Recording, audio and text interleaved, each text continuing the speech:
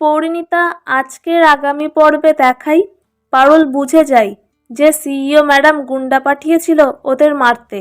তাই পারুল ন্যাড়াগোয়াল থেকে রানু বৌদিদের দিয়ে সিইও ম্যাডামকে মার খাওয়ায়। তখন সিইও ম্যাডাম ও শিরিন প্ল্যান করে পিসিমণির বিয়েকে ঘিরে পারুলকে ফাঁদে ফেলার। তারপর দেখাই দাদু বলছেন বিয়ের গয়না নিতে এসে খুকু এইভাবে অপমানিত হয়ে বেরিয়ে গেল। তখন একজন মহিলা বলছে, নাটক যত, সত্যি কথা তো সবার সহ্য হয় না। শাশুড়ি হওয়ার বয়সে নতুন বউ সাজার শখ। আর পারুল সেই মহিলাকে বলছে, একদম চুপ, আমার পিসিমণির ব্যাপারে যা ইচ্ছে তাই বলবার সাহস দেয় কে আপনাকে? এই বলে পারুল মহিলাটির চুলের মুঠি ধরে। অন্যদিকে শিরিন বলছে, যা আগুন লাগানোর আমি লাগিয়ে দিয়েছি, এই আগুন তুই সহজে নেভাতে পারবি না পারুল। এই ছিল আজকের আগামী পর্বের আপডেট।